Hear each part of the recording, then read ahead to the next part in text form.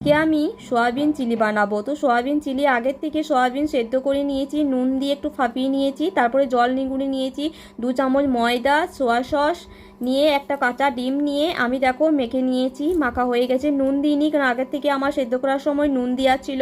তো দেখো এই তেলের মধ্যে আমি একটা করে সয়াবিনগুলো ভেজে তুলে নেব। তো দেখো আমি এইভাবে একটা একটা করে ভেজে উল্টাপাল্টা করে লাল লাল করে একটু ভেজে নিচ্ছি। তো দেখো ভাজা হয়ে গেছে।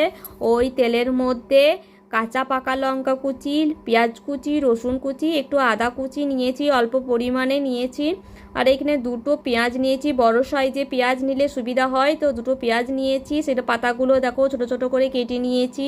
একটু দেখতে পাচ্ছ আমি কিভাবে কেটেছি, এইভাবে কেটে নিতে হবে পেঁয়াজগুলো। আর এখানে আমি পেপসিকাম নিয়েছি, সবুজ পেপসিকাম নিয়েছি, সেইগুলো আমি পেঁয়াজের মতন করে কেটে নিয়েছি। একটু নুন দেবো, নুন আর দিলে পেঁয়াজ আর পেপসিকাম একটু নরম হবে, তার জন্য একটু নুন দিলাম।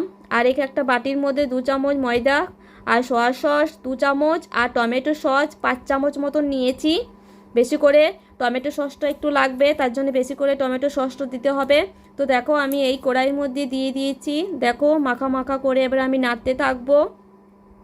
এবারে গায়ে গায়ে আমি লাগিয়ে দিচ্ছি মাখা মাখা করে। এটা চিলি সয়াটা মাখা মাখাই হয়, খেতে ভালো লাগে।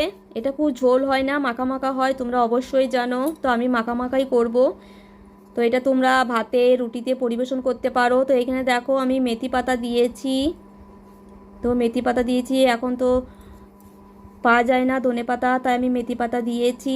তো মেথি পাতা দিয়ে দেখো খুব সুন্দর মাখিয়ে নিচ্ছি এইভাবে। আর আঁচটা কিন্তু কমিয়ে দিতে হবে, আঁচ কিন্তু বাড়ানো চলবে না। এখানে দেখো 1 বাটি মতন আমি জল দিয়েছি, খুব ঝোল রাখবো না আর খুব পাতলাও রাখবো না, মাখা মাখা করে। দেখে নাও আমি কিভাবে করছি। এভাবে জল নিয়ে নিয়েছি, জল দিয়ে মাখিয়ে নিয়েছি। এবারে আঁচ কমানোই আছে আমার, একটু ফুটতে দেব। তো দেখো আমার আস্তে আস্তে ফুটতে থাকছে।